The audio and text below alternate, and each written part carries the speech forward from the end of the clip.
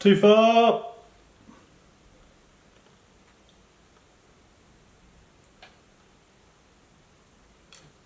Perfect.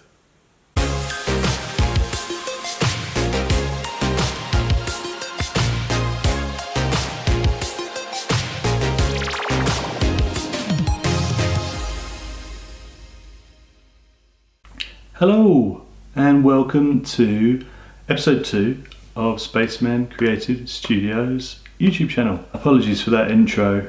I thought the little spin would be sort of dynamic and add a little bit of pizzazz to this video, but I did like a turn. It's supposed to go all the way around. I did a turn. Anyway, I'm not a Bond villain. I'm just doing a YouTube channel, so apologies. First and foremost, thank you very much if you liked, viewed, subscribed last week. It means a lot to me, and I got a lot of messages also on social media, which was fantastic, about how much a lot of people enjoyed it, which is great. Not quite up to speed on exactly how to promote it, other than through the social media side of things and using the tag words and all that kind of stuff, but we'll get there. So thank you very much if you did watch it, and I'm pleased to see you if you've come back. So here we are, and as I said in the last video, what I want to talk about today is really 3 things. So it's creating the business. The first thing would be the why. Why do you do it? Why would you create your own business rather than working for someone else? The second thing I think that follows that really is the sort of the how, the very start of the how.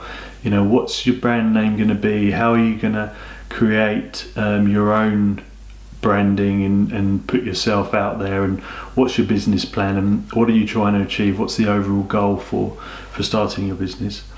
And the third thing I'd like to touch on, and probably we'll end up talking about that a lot in future videos, but that initial bit of traction. How do you get that initial bit of business that can take the pressure off going from a full-time employment and salary every month to creating your own business, where you know, every little penny that comes in is really just down to whether you can get it in or not. So number one is the why.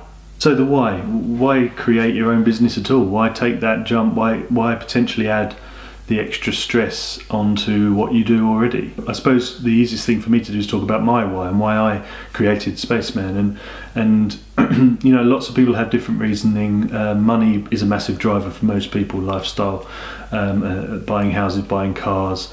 You know, how are you going to watch Netflix without a Netflix subscription?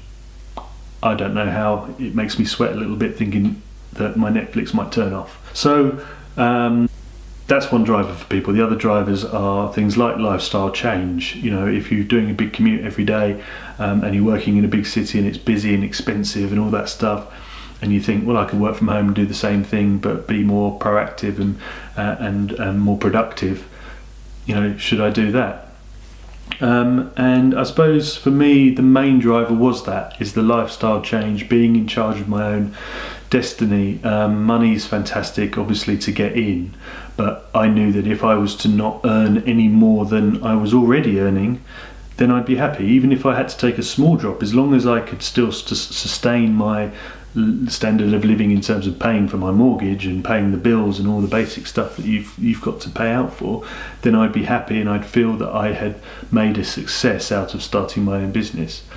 Of course, you know, as a result of that hard work and starting a business that does run really well and does do really well, if you then get in a lot of business and you turn over a load of cash in a year and you got a bit left over, and you can update your camera equipment or take everyone who supported you on holiday or any of that stuff, fantastic.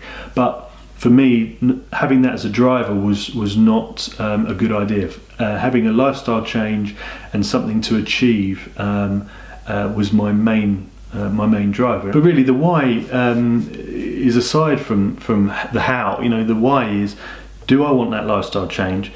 If I do want it, how important is it to me? And am I going to regret it for the rest of my life if I don't do it?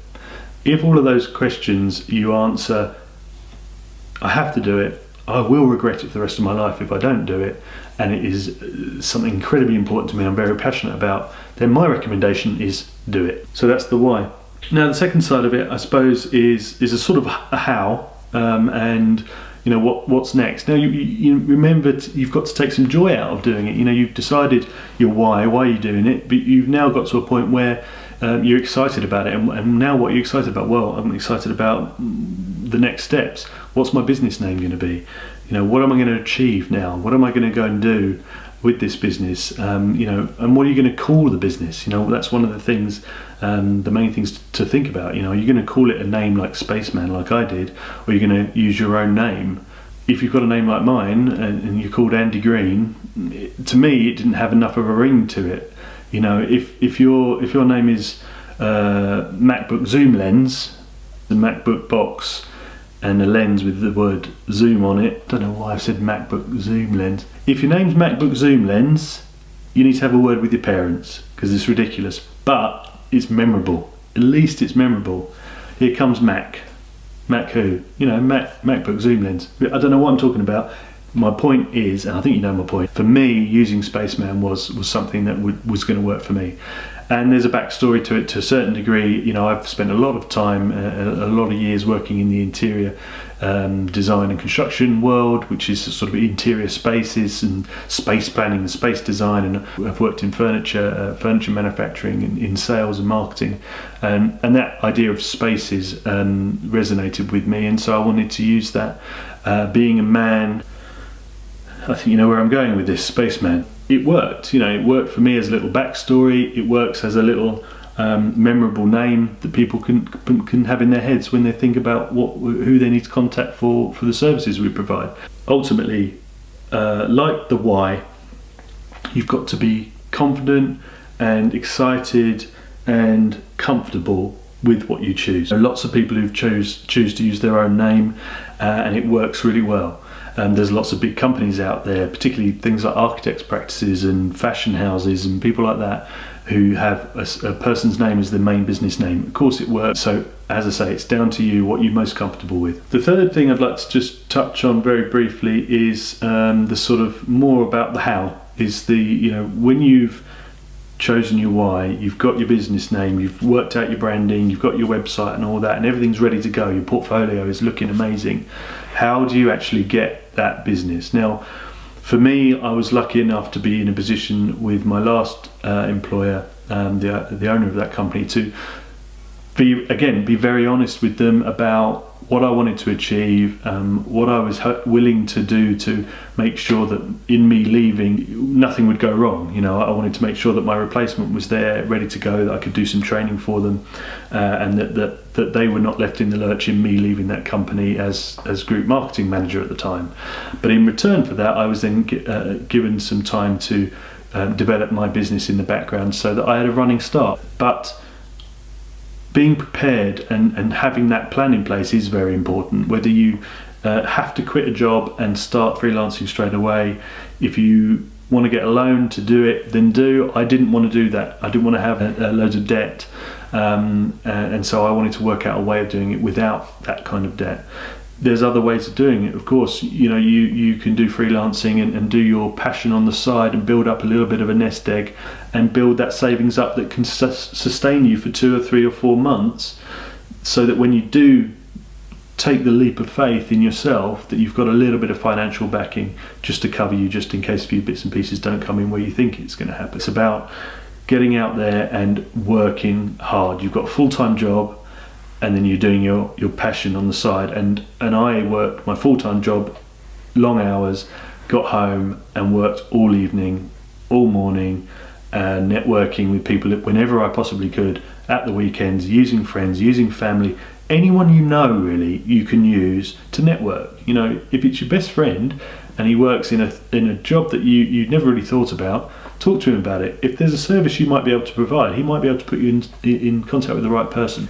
If you have the right ethos, the right ethic, going out there, working hard and pushing your passion and talking to people, use things like LinkedIn. LinkedIn's a great tool for starting a business, because you can search for business owners in certain marketplaces in certain cities. You find those, you press connect, you wait to see if they connect with you. You do that enough times, a load of them will connect with you, and as soon as they do that, it goes from cold calling to warm, and you have that opportunity to send them a really well thought out message that says, this is what I'm doing, I'm passionate about it, I'm going to be honest with you, I'd love your help because I'd love to, give you this service. You do that with enough people, you offer a good enough service, and you're honest with people and you're passionate about what you're doing, I can guarantee they'll come back to you, and you'll be working with those people. Go and see them, get them a coffee, meet them for breakfast, lunch, dinner, whatever it is you need to do. See if you can get them on the phone and go and talk to them as well, and just be passionate about what you've got. Then there's no reason why they won't at least give you a chance. It worked for me, and I was lucky enough to have over a decade of networking behind me, and working with some brilliant clients, and all of my clients really are fantastic, and I've been very lucky, as well as the hard work. There's an element of luck in all of this, of course there is, but I have worked very, very, very hard. So that's the how, because once you've done that initial real hard slog, don't get me wrong, you'll still be working hard after that, but it'll all be good because it's all projects coming in, you'll be doing what you wanted to do. That why that we talked about right at the beginning suddenly becomes a reality. You're suddenly working at home, your commute's gone, and you're doing something you love. So without going too deep, too emotional, that's what I've got to say on just the basics of starting Spaceman for me, and hopefully that's the kind of thing that you guys will be thinking about as well.